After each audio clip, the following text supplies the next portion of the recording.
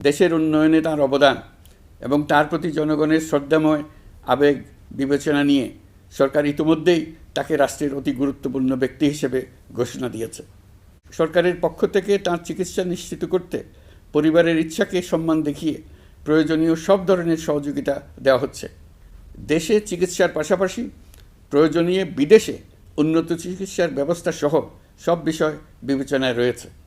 প্রিয় দেশবাসী, দায়িত্ব গ্রহণের পর অন্তর্বর্তীকালীন সরকার 3টি বিষয়কে সর্বাধিক গুরুত্ব দিয়েছে: জুলাই আগস্ট হত্যাকাণ্ডের বিচার, একটি জবাবদিহিমূলক ও কার্যকর গণতান্ত্রিক ব্যবস্থায় উত্তরণের জন্য রাষ্ট্র কাঠামোর প্রয়োজনীয় মৌলিক সংস্কার এবং একটি সুষ্ঠু নির্বাচন। জুলাই গণঅভ্যুত্থানকালে তৎকালীন ফ্যাসিস্ট সরকারের নির্দেশে সংগঠিত হত্যাকাণ্ডের বিচার কাজ যথাযথ আইনি প্রক্রিয়ায় এগিয়ে চলছে। ইতিমধ্যে ট্রাইব্যুনাল কর্তৃক একটা মামলার রায় ঘোষিত হয়েছে। আন্তর্জাতিক অপরাধ ট্রাইব্যুনাল স্বাধীন ও স্বচ্ছ প্রমাণভিত্তিক বিচার প্রক্রিয়ার মাধ্যমে দেশের ছাত্র, শ্রমিক ও সাধারণ জনগণের উপর নির্বিচার হত্যাকাণ্ডের প্রধান নির্দেশদাতা হিসেবে পতিত ফ্যাসিস্ট সরকারের প্রধান শেখ হাসিনাকে মৃত্যুদণ্ড প্রদান করেছে। যথাযথ আইনি প্রক্রিয়া অংশ হিসেবে অভ্যুত্থানের পর পলাতক শেখ হাসিনা এবং এই মামলার সাজাপ্রাপ্ত অপর আসামি সাবেক স্বরাষ্ট্রমন্ত্রী আসাদুজ্জামান খানকে দেশে ফেরানোর জন্য সরকার আনুষ্ঠানিকভাবে ভারত সরকারকে অনুরোধ জানিয়েছে। প্রিয় দেশবাসী, ইতিমধ্যে বেশ কিছু প্রাতিষ্ঠানিক ও কাঠামোগত সংস্কার সম্পন্ন করা হয়েছে। কয়েক ডজন পুরনো আইন সংশোধন করা হয়েছে এবং বেশ কয়েকটি নতুন আইন প্রণয়ন করা হয়েছে। সংস্কারের সবচেয়ে বড় পদক্ষেপ হচ্ছে জুলাই জাতীয় সনদ। মৌলিক সাংবিধানিক সংস্কার নিশ্চিত করার জন্য এটি আদেশ আকারে জারি করা হয়েছে। জুলাই জাতীয় সনদ বাস্তবায়নে এখন নাগরিকদের অনুমোদন নেওয়ার পালা। তাই আগামী নির্বাচনে আপনাদের সিদ্ধান্ত অপরিসীম গুরুত্বপূর্ণ। গণতান্ত্রিক ভবিষ্যতের পথরেখা এখান থেকেই সূচিত হবে। আগামী সংসদ নির্বাচনের সময় একই সঙ্গে জুলাই জাতীয় সনদের উপর গণভোট অনুষ্ঠিত হবে। এই গণভোটে আপনারা হ্যাঁ না ভোটের মাধ্যমে সংস্কারের পক্ষে বা বিপক্ষে মতামত দিন। নির্বাচন কমিশন ইতিমধ্যে নির্বাচনের তফসিল ঘোষণা করেছে। আগামী 12ই ফেব্রুয়ারি সাধারণ নির্বাচন ও গণভোট অনুষ্ঠিত হবে। এই লক্ষ্যে যাবতীয় প্রস্তুতি চূড়ান্ত করা হয়েছে। সরকার নির্বাচন কমিশনকে সর্বাত্মক সহযোগিতা দিয়ে যাচ্ছে। প্রিয় দেশবাসী, এবারের নির্বাচন ও গণভোট বাংলাদেশের ভবিষ্যৎ পথরেখা নির্ধারণের এক ঐতিহাসিক মুহূর্ত। আমরা কোন ধরনের রাষ্ট্র প্রত্যাশা করি তা নির্ভর করবে গণভোটের ফলাফলের উপরে। এই ভোটের মাধ্যমে ঠিক হবে নতুন বাংলাদেশের চরিত্র, কাঠামো ও অগ্রযাত্রার গতিপথ। আমরা চাই এই নির্বাচন হোক সত্যিকার অর্থে উৎসবমুখর, অংশগ্রহণমূলক, শান্তিপূর্ণ এবং সর্বোপরি সুষ্ঠু। নির্বাচনকে ঘিরে নিরাপত্তা, প্রশাসনিক প্রস্তুতি, প্রযুক্তিগত সহায়তা এবং পর্যবেক্ষণের প্রতিটি ধাপকে আমরা অত্যন্ত গুরুত্বের সঙ্গে বিবেচনা করছি। একটি গ্রহণযোগ্য নির্বাচন আয়োজনের জন্য প্রয়োজনীয় সব ব্যবস্থা গ্রহণে আমরা প্রতিশ্রুতিবদ্ধ। একটি বিষয় বারবার মনে করিয়ে দিতে চাই, নতুন বাংলাদেশ গঠনের দায়িত্ব আমাদের সবার। আপনাদের মূল্যবান ভোটেই আমাদের রাষ্ট্রের ভবিষ্যৎ নির্ধারণ করবে। তাই ভোটকে শুধু কাগজে একটা সিল মারার আনুষ্ঠানিকতা হিসেবে দেখলে হবে না, বরং এটি হবে নতুন রাষ্ট্র বিনির্মাণে আপনার সক্রিয় অংশগ্রহণ, গণতান্ত্রিক অধিকার চর্চা এবং দেশকে এগিয়ে নিতে সরাসরি অবদান। দেশের মালিকানা আপনাদের হাতে, আর সেই মালিকানারই স্বাক্ষর আপনার ভোট। এই নির্বাচনের গ্রহণযোগ্যতা ও পবিত্রতা রক্ষার জন্য রাজনৈতিক নেতৃত্বের ভূমিকা অপরিসীম। আমি দেশের প্রতিটি রাজনৈতিক দলের নেতৃবৃন্দের প্রতি উন্মুক্ত আহ্বান জানাচ্ছি, আপনারা একে অপরকে প্রতিযোগী হিসেবে দেখবেন, কখনো শত্রু হিসেবে দেখবেন না। নির্বাচনের মাঠে এমন একটি সুষ্ঠু, গ্রহণযোগ্য, শান্তিপূর্ণ পরিবেশ তৈরি করুন যাতে দেশের মানুষ গণতান্ত্রিক প্রক্রিয়ার প্রতি আরও আত্মবিশ্বাসী হয়ে ওঠেন। যারা ভোট বাক্স ডাকাতি করবে তারা দেশের মানুষের স্বাধীনতা হরণকারী, তারা নাগরিকদের দুশমন। তাদের থেকে নাগরিকদের রক্ষা করা আমাদের সবার অবশ্য কর্তব্য। ভোট জনগণের ভবিষ্যৎ রচনার অক্ষর। ভোট বাক্সে ভোট জমা দিতে না পারলে কাঙ্ক্ষিত ভবিষ্যৎ আর রচনা করা যাবে না। আপনার ভোট আপনি সযত্নে ভোট বাক্সে দিয়ে আসুন। কেউ বাধা সৃষ্টি করলে তাকে সুশৃঙ্খলভাবে প্রতিহত করুন। আইনশৃঙ্খলা বাহিনীর সহযোগিতা নিন। ভোটের উপর নির্ভর করছে আপনার আমার সবার ভবিষ্যৎ, আপনার আমার সন্তানের ভবিষ্যৎ। যোগ্য লোককে ভোট দেন, জাতির ভবিষ্যৎ নিশ্চিত করুন। মনে রাখবেন, ভোট রক্ষা করা দেশ রক্ষা করার সমান দায়িত্ব। ভোট রক্ষা করুন, দেশকে রক্ষা করুন। ভোট দেশকে এগিয়ে নিয়ে যাওয়ার গাড়ির চাকা, এই চাকা কাউকে চুরি করতে দেবেন না। আসন্ন জাতীয় নির্বাচন ও গণভোটকে সামনে রেখে প্রশাসনকে আরও কার্যকর, নিরপেক্ষ ও নির্বাচনী পরিবেশের উপযোগী করতে সরকার মাঠ প্রশাসন ও পুলিশ প্রশাসনে বেশ কিছু রদবদল করেছে। এই পরিবর্তনগুলো কারো প্রতি অনুরাগ বা বিরাগ প্রসূত নয়। এগুলো করা হয়েছে দক্ষতা, যোগ্যতা এবং পেশাগত সক্ষমতার ভিত্তিতে। আমাদের লক্ষ্য একটাই, দেশের প্রতিটি ভোটার যেন ভোট দিতে পারেন নিরাপদ পরিবেশে, ভয়মুক্ত মনে এবং সর্বোচ্চ স্বাধীনতায়। নির্বাচন কমিশন যদি মনে করে আরও কোনো পদক্ষেপ প্রয়োজন, তা কমিশন অবশ্যই গ্রহণ করবে। প্রিয় দেশবাসী, জুলাই সনদ জাতির ভবিষ্যৎ পথযাত্রার একটি ঐতিহাসিক দলিল। এই সনদে আমরা যে সংস্কারমালা প্রস্তাব করেছি, রাজনৈতিক স্থিতিশীলতা, বিশ্বাসযোগ্য নির্বাচন, প্রশাসনিক জবাবদিহিতা, দুর্নীতি হ্রাস, অর্থনৈতিক পুনর্গঠন এবং সমাজে সম অধিকার প্রতিষ্ঠা, এসব বাস্তবায়নের জন্য প্রয়োজন জনগণের সুস্পষ্ট মতামত। কারণ একটি জাতীয় রূপান্তর কখনই একক নেতৃত্ব বা একটি প্রশাসনের মাধ্যমে টেকসই হয় না, জনগণকেই চূড়ান্ত সম্মতি দিতে হয়। এই কারণেই আমরা গণভোটের আয়োজন করেছি, যাতে দেশের ভবিষ্যৎ সংস্কার দিশা নির্ধারণে জনগণ সরাসরি সিদ্ধান্ত দিতে পারেন। এই গণভোট হবে বাংলাদেশের ইতিহাসে নতুন মাইলফলক। এখানে আপনাদের প্রতিটি ভোট আগামী দিনের রাষ্ট্র ব্যবস্থার ভিত্তি স্থাপন করবে। এবারের নির্বাচনটি অনেক বেশি গুরুত্বপূর্ণ, কারণ একই দিনে এবার দুটি ভোট, একটি সংসদ সদস্য নির্বাচনের ভোট আর একটি গণভোট, যার প্রভাব হবে শতবর্ষব্যাপী। কাজেই অবশ্যই ভোট দেন, ভবিষ্যৎ নিশ্চিত করুন। এর মাধ্যমে আপনারা জানিয়ে দিন, আপনারা কি জুলাই সনদের সংস্কার কাঠামোকে এগিয়ে নিতে চান কি চান না। আপনাদের ভোটই নির্ধারণ করবে রাষ্ট্র কোন পথে অগ্রসর হবে, প্রশাসন কোন কাঠামোয় পুনর্গঠিত হবে এবং নতুন বাংলাদেশ কেমন রূপ পাবে। প্রিয় দেশবাসী, আপনারা জানেন জুলাই অভ্যুত্থানের সময় আমাদের প্রবাসী ভাই বোনেরা কী তৎপরতার সঙ্গে এগিয়ে এসেছিলেন। ফেসিবাদের মসনদ গুড়িয়ে দিতে তারা অভূতপূর্ব ভূমিকা রেখেছেন।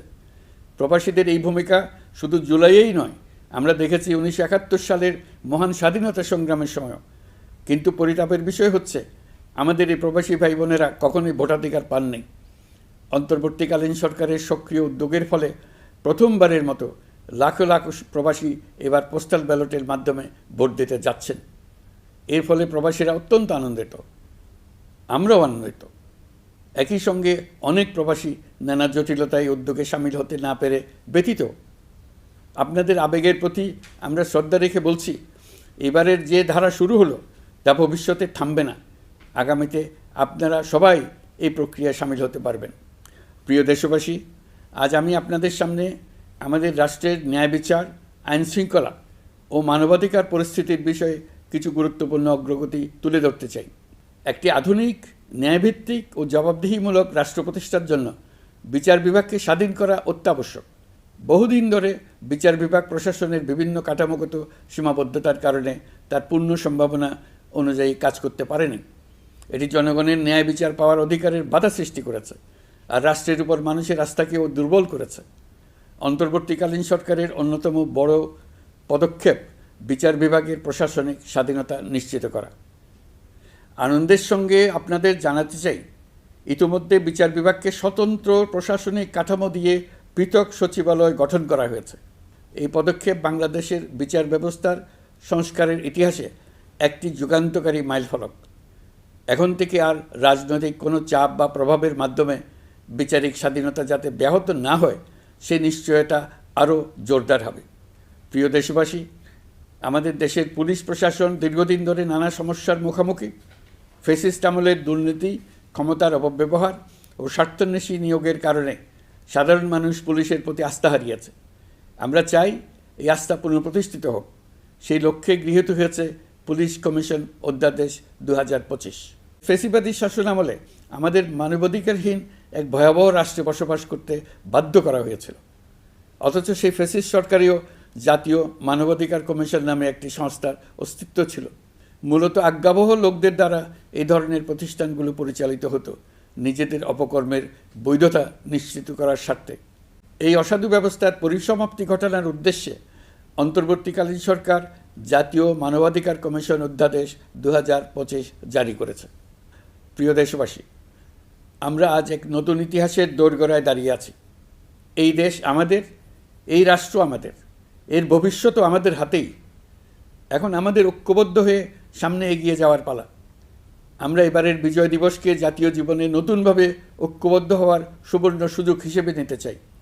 মহান মুক্তিযুদ্ধ ও জুলাই গণ অভ্যুত্থানের ঐতিহাসিক অনুপ্রেরণা ধারণ করে জনগণের ক্ষমতায়নের লক্ষ্যে এগিয়ে যাওয়া এবং গণতান্ত্রিক উত্তরণের পথে যেই নবযাত্রা সূচিত হয়েছে তা এগিয়ে নেওয়াই আমাদের সম্মিলিত দায়িত্ব। আসুন শতবর্ষের সংগ্রাম ও বহু কষ্টে অর্জিত স্বাধীনতাকে পূর্ণতা দিতে নতুন প্রজন্মের জন্য একটা নিরাপদ, সুখী ও সুন্দর বাংলাদেশ গড়ে তোলে। ধর্ম, বর্ণ, গোষ্ঠী এবং লিঙ্গ পরিচয় নির্বিশেষে সবাই ঐক্যবদ্ধভাবে হাতে হাত রেখে এগিয়ে যাই শান্তি, সমৃদ্ধি ও গণতন্ত্রের পথে। আসুন ন্যায় বিচার, গণতন্ত্র, মানবিকতা ও উন্নয়নের পথে একসঙ্গে এগিয়ে যাই। সবাইকে আবারও মহান বিজয় দিবসের আন্তরিক শুভেচ্ছা জানাচ্ছি। সকল সংকট সংগ্রামে দেখায় মুক্তির পথ। মুক্তিযুদ্ধে বিজয়ের মধ্য দিয়ে স্বাধীনতার যে নতুন সূর্য উদিত হয়েছিল, বিগত বছরগুলোতে তা স্বৈরাচার ও ফেসিবাদে ম্লান হয়েছে। জুলাই গণ অভ্যুত্থানের মধ্য দিয়ে আমরা আবারও একটি বৈষম্যহীন, দুর্নীতিমুক্ত, স্বাধীন ও সার্বভৌম গণতান্ত্রিক রাষ্ট্র ব্যবস্থা প্রতিষ্ঠার সুযোগ পেয়েছি। অন্তর্বর্তীকালীন সরকার একটি উন্নত ও সুশাসিত বাংলাদেশের শক্তিশালী ভিত গড়ে তুলতে যে বিস্তৃত সংস্কার কর্মসূচি গ্রহণ করেছে, দেশের আপামর জনগণের সম্মিলিত অংশগ্রহণের মধ্য দিয়ে আজ আমরা তার সফল পরিসমাপ্তির পথে এগিয়ে যাচ্ছি। প্রিয় দেশবাসী, আপনাদের সামনে আজ উপস্থিত হয়েছি অত্যন্ত ব্যথিত হৃদয়ে। এই আনন্দের দিনে গভীর বেদনার সঙ্গে জানাচ্ছি, জুলাই অভ্যুত্থানের সম্মুখ যোদ্ধা, ইনকিলাব মঞ্চের মুখপাত্র শরীফ ওসমান হাদির উপর সম্প্রতি যে হামলার ঘটনা ঘটেছে, তা শুধু একজন ব্যক্তির উপর আঘাত নয়, এটি বাংলাদেশের অস্তিত্বের উপর আঘাত, আমাদের গণতান্ত্রিক পথ চলার উপরে আঘাত। শরীফ ওসমান হাদি বর্তমানে সংকটাপন্ন অবস্থায় চিকিৎসাধীন। তার চিকিৎসা ও নিরাপত্তা নিশ্চিত করতে সরকার প্রয়োজনীয় সব ব্যবস্থা গ্রহণ করেছে। ইতোমধ্যে উন্নত চিকিৎসার জন্য তাকে সিঙ্গাপুরে পাঠানো হয়েছে। আপনারা তার জন্য মহান আল্লাহ তাআলার কাছে অন্তরের অন্তঃস্থল থেকে দোয়া করুন। সরকার এই ঘটনাকে অত্যন্ত গুরুত্বের সঙ্গে দেখছে। ঘটনার সঙ্গে জড়িতদের প্রাথমিকভাবে চিহ্নিত করা গেছে। আমি দেশবাসীকে আশ্বস্ত করতে চাই, যারা এই ষড়যন্ত্রে জড়িত তারা যেখানেই থাকুক না কেন, তাদের কাউকে ছাড় দেওয়া হবে না।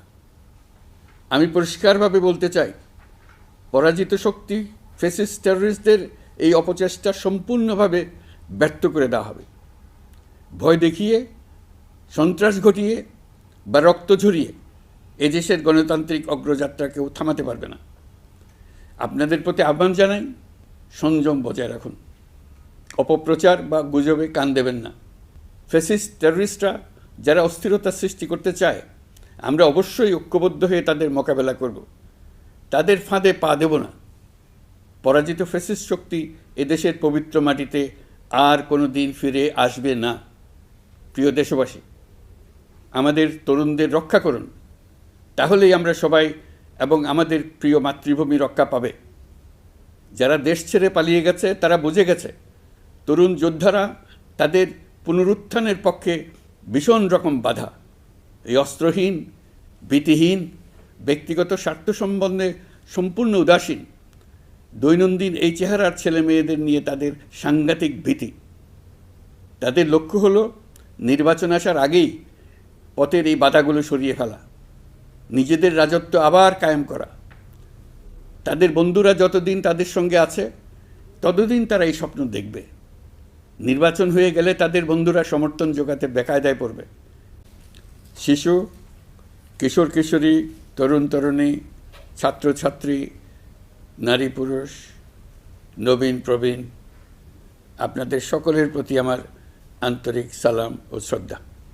আসসালামু আলাইকুম। মহান বিজয় দিবস উপলক্ষে দেশে ও বিশ্বজুড়ে বসবাসরত সকল বাংলাদেশিকে জানাই বিজয়ের উষ্ণ শুভেচ্ছা। আজ বাংলাদেশের ইতিহাসের এক অবিস্মরণীয় গৌরবময় দিন। 1971 সালে 9 মাসের রক্তক্ষয়ী মুক্তিযুদ্ধ শেষে এই দিনে আমরা পাই কাঙ্ক্ষিত বিজয়ের স্বাদ। অনেক ত্যাগ তিতিক্ষা আর লাখো শহীদের রক্তের বিনিময়ে পাই একটি স্বাধীন দেশ ও লাল সবুজের পতাকা। গভীর শ্রদ্ধার সঙ্গে স্মরণ করছি মহান মুক্তিযুদ্ধ সহ স্বাধীনতার জন্য যুগ যুগ ধরে লড়াই সংগ্রামে যারা আত্মত্যাগ করেছেন সেই সব বীর যোদ্ধা ও শহীদদের। তাদের এই অবদান আমাদের অন্যায় অত্যাচারের বিরুদ্ধে রুখে দাঁড়ানোর প্রেরণা ও সাহস যোগায়। সেজন্যই তো এত তাড়াহুড়া। তারা চায় নির্বাচনের আগেই তাদের ফিরে আসা নিশ্চিত করতে। নানা ভঙ্গিতে এটা তারা করবে। এই চোরাগুপ্তা খুন করার যে উদ্যোগ, তার একটা রূপ। আরও কঠিনতর পরিকল্পনা নিয়ে তাদের প্রস্তুতি আছে। দেশের সবাইকে জোর গলায় বলতে হবে, আমরা তরুণদের রক্ষা করব।